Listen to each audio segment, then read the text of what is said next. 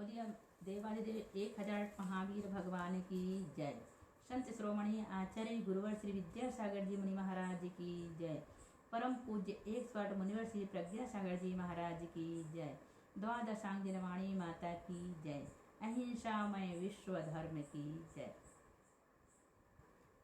मोक्ष मार्गस्य नेतारं भेत्तारं कर्मभूव्रतां ज्ञातारं विश्वतत्त्वानां वंदे तद्गुणलब्धये। प्रिय आचार्य उमा स्वामी महाराज की जय। तत्वार्थ सूत्र का प्रथम अध्याय का 26 नंबर का सूत्र खोल कर रख लें अपनी पुस्तक सामने और देखें। मति और श्रुति ज्ञान का विषय क्या है? मति और श्रुति ज्ञान का विषय क्या है? मति श्रुतियोर निबंधो द्रव्येषु सर्वपर्यायेषु। मति श्रुतियोर निबंधो द्रव्येषु सर्वपर्यायेषु। देखो क्या कह रहे हैं? मति श्रुतियों, मति ज्ञान और श्रुति ज्ञान का निबंध विषय संबंध और सर्वपर्यायेषु सर्वपर्यायों से रहित द्रव्येषु जीव पुद्गल आदि द्रव्यों में है।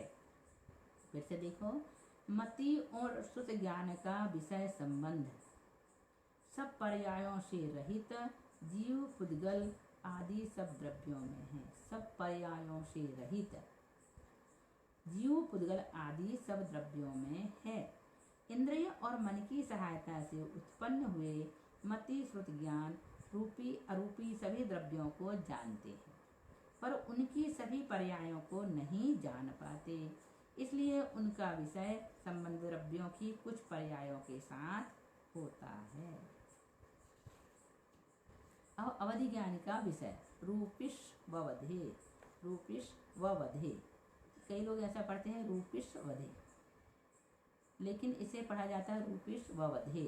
अवधि ज्ञान का विषय अवध यानी अवधि ज्ञान का विषय संबंध रूपीषु रूपी द्रव्यों में है। अवधि ज्ञान का विषय संबंध रूपी द्रव्यों में है, अर्थात अवधि ज्ञान रूपी द्रव्यों को जानता है। 27 नंबर का सूत्र है, बहुत छोटा सा। रूपिश ववधे, अवधि ज्ञान का विषय संबंध रूपी द्रव्यों में है, अर्थात अवधि ज्ञान रूपी द्रव्यों को जानता है, रूपी पदार्थों को जानता है। मनः पर्याय ज्ञान का विषय तदनंत भागे मनः पर्ययस्य। तदनंत भागे मनः पर्ययस्य। तदनंत भागे सर्वावधि ज्ञान के विषय भूत रूपी द्रव्य के अनंतवें भाग में से अनंतवें भाग में मनः पर्ययस्य मनः पर्याय ज्ञान का विषय संबंध है। सर्वावधि ज्ञान के विषय भूत रूपी द्रव्य के अनंतवें भाग में अनंत भागे तदनंत भागे उसके अनंतवें भाग में मना पर्याय ज्ञान का विषय संबंध है।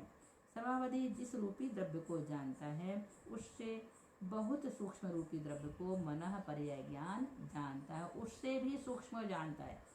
सर्वावधि ज्ञान जिसको जानता है उससे भी सूक्ष्म को मनः पर्याय ज्ञान जानता है। और मनः पर्याय ज्ञान हमेशा जब भी होगा मुनियों के ही होगा, लेकिन अवधि ज्ञान चारों गतियों के जीवों को हो सकता है ना। अब देखो केवल ज्ञान का विषय क्या है? सर्वद्रव्य पर्यायेषु केवलस्य। सर्वद्रव्य पर्यायेषु केवलस्य। केवलस्य मीन्स केवल ज्ञान का विषय संबंध सर्वद्रव्य पर्यायेषु सब द्रव्य और उनकी सब पर्यायों में है। केवल ज्ञान का विषय संबंध सर्वद्रव्य पर्यायेषु सब द्रव्य और उनकी सब पर्यायों में है, अर्थात केवल ज्ञान एक साथ सब पदार्थों को जानता है। 30 नंबर का सूत्र देखें। एक जीव के एक साथ कितने ज्ञान हो सकते हैं? एकादीनि भाज्यानि युगपदे कस्मिन् चतुर्भ्या। एकादीनि भाज्यानि युगपदे कस्मिन् चतुर्भ्या।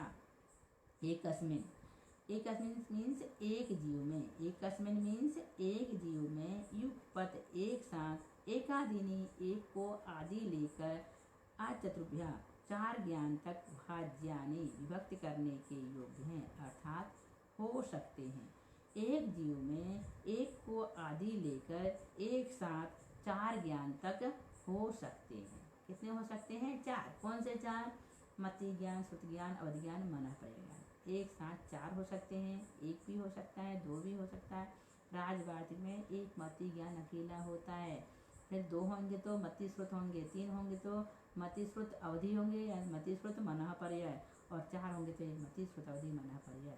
केवल ज्ञान अकेला होता है, इसके साथ कोई दूसरा ज्ञान नहीं होता। यदि एक ज्ञान हो तो केवल ज्ञान होगा। राजवार्तिककार ने एक ज्ञान को क्या कहा है, मति ज्ञान भी अकेला होता है। लेकिन यहाँ पर हमें ये समझना है कि यदि एक ज्ञान होगा तो केवल ज्ञान होगा, 2 हो तो मति श्रुत, 3 हो तो मति श्रुत अवधि या मति श्रुत मनः परिज्ञान, और 4 हो तो मति श्रुत अवधि और मनः पर्याय ज्ञान। एक साथ 5 ज्ञान किसी भी जीव के नहीं होते। प्रारंभ के 4 ज्ञान ज्ञानावरण कर्म के 6 उपशम से होते हैं और अंत का केवल ज्ञान 6 से होता है। किसके? ज्ञानावरण कर्म के 6 से होता है। अब देखो मति श्रुत और अवधि ज्ञान में मिथ्यापन। मति श्रुतियो मति श्रुतावधियो विपर्यश्च, मति श्रुतावधियो विपर्यश्च, मति श्रुतावधियो, मति श्रुत और अवधि ये 3 ज्ञान विपर्यश्च विपर्यय भी होते हैं, अर्थात विपरीत भी होते हैं। मति ज्ञान, श्रुति ज्ञान, अवधि ज्ञान ये 3 ज्ञान विपर्यय विपरीत भी होते हैं। ऊपर कहे हुए 5 ज्ञान सम्यक ज्ञान होते हैं, परंतु मति श्रुत अवधि ये तीनों ज्ञान मिथ्या ज्ञान भी होते हैं। इन्हें क्रम से कुमति ज्ञान, कुश्रुत ज्ञान और कुअवधि ज्ञान भी कहते हैं। इन 3 ज्ञानों में मिथ्यापन मिथ्या दर्शन के संसर्ग से होता है। जैसे मीठे दूध में कड़वापन कड़वी चुमड़ी के संसर्ग से होता है। जिस प्रकार पदार्थों को सम्यक दृष्टि जानता है, उसी प्रकार मिथ्या दृष्टि भी जानता है। फिर सम्यक दृष्टि का ज्ञान सम्यक ज्ञान और मिथ्या दृष्टि का ज्ञान मिथ्या ज्ञान क्यों कहलाता है, प्रश्न है। तो यहाँ पर बताया जा रहा है, सद सतो विशेषाद वृक्षोपलब्धे रुन्मतवत्, सद सतो अविशेषाद वृक्षोपलब्धे रुन्मतवत्, यद वृक्षोपलब्धे अपनी इच्छानुसार जैसा तैसा जानने के कारण, सद सतो सद और असत पदार्थों में, अविशेषात विशेष ज्ञान न होने से, उन्मत्तवत् पागल पुरुष के ज्ञान की तरह मिथ्या दृष्टि का ज्ञान मिथ्या ज्ञान होता है। जैसे पागल पुरुष जब स्त्री को स्त्री और माता को माता समझ रहा है, तब भी उसका ज्ञान मिथ्या ज्ञान कहलाता है, क्योंकि उसके माता और स्त्री के बीच में कोई स्थिर अंतर नहीं है। वैसे ही मिथ्या दृष्टि जब पदार्थों को ठीक जान रहा है, तब भी सत असत का निर्णय नहीं होने से उसका ज्ञान मिथ्या ज्ञान ही कहलाता है। नय के भेद। नय कितने होते हैं हम पढ़ चुके हैं जैन सिद्धांत प्रवेशिका में। यहाँ पर सूत्र के माध्यम से बताया जा रहा है कि नय के कितने भेद होते हैं। नैगम संग्रह व्यवहार रजु सूत्र शब्द समभी रूढ़ैवं भूतानयाः। नैगम संग्रह व्यवहार रजु सूत्र शब्द समभी रूढ़ैवं भूतानयाः। नैगम संग्रह व्यवहार ऋजु सूत्र शब्द समभी रूढ़ और एवं भूत ये 7 नय होते हैं। सूत्र समझ में आ गया होगा, स्पष्ट है, ज़्यादा कठिन नहीं है। नैगम नय, नैगम नय किसे कहते हैं? जो नय अनिष्पन्न अर्थ के संकल्प मात्र को ग्रहण करता है वह नैगम नय कहलाता है। जैसे लकड़ी पानी आदि सामग्री इकट्ठी करने वाले पुरुष से कोई पूछता है कि आप क्या कर रहे हैं, तब वह उत्तर देता है कि रोटी बना रहा हूँ। यद्यपि वह रोटी नहीं बना रहा है, लेकिन नैगम नय से ऐसा कहा जा सकता है और यह उत्तर सत्य है। संग्रह नय, जो नय अपनी जाति का विरोध न करता हुआ एक पने से समस्त पदार्थ को ग्रहण करता है, उसे संग्रह नय कहते हैं। जैसे सत द्रव्य घट इत्यादि।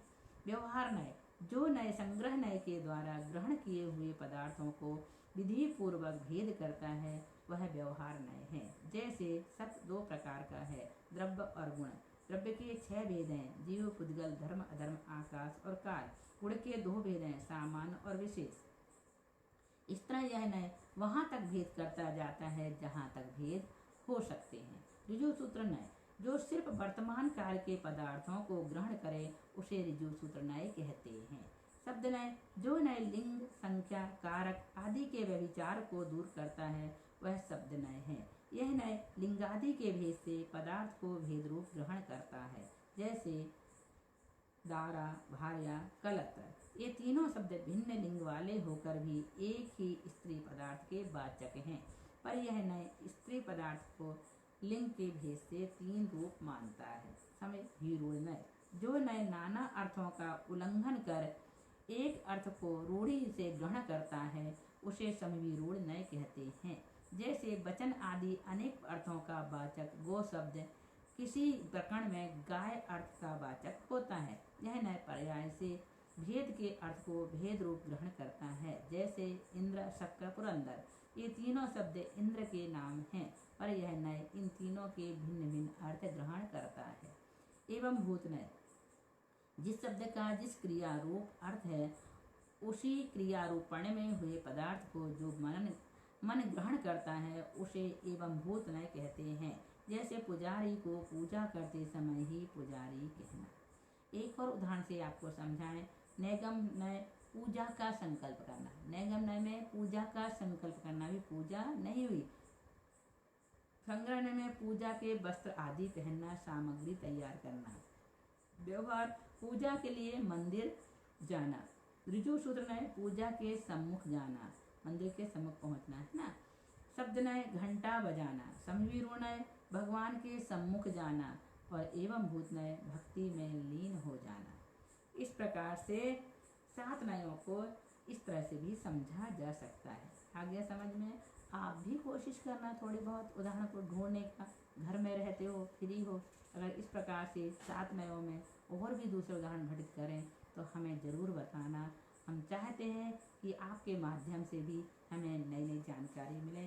यदि आपके पास इस प्रकार की कोई जानकारी हो तो हमें ज़रूर अवगत कराना, और आप भी ध्यान से अच्छी तरह से पढ़ते रहना, ताकि यह तत्वार्थ सूत्र का पूरा पाठ करो और अच्छी तरह से उसका उपवास का फल भी आपको मिले। बस इसी भावना के साथ बोलिए महावीर भगवान की जय।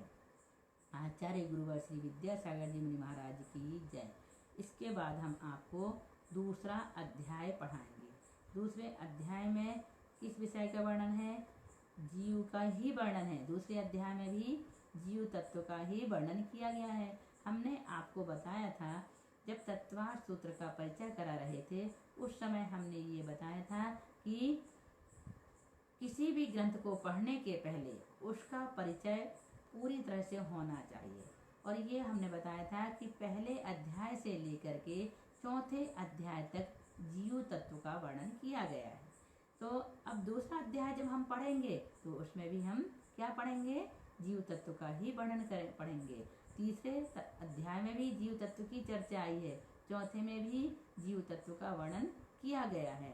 इस प्रकार से 4 अध्याय तक हम जीव तत्व के बारे में ही पढ़ेंगे और सुनेंगे।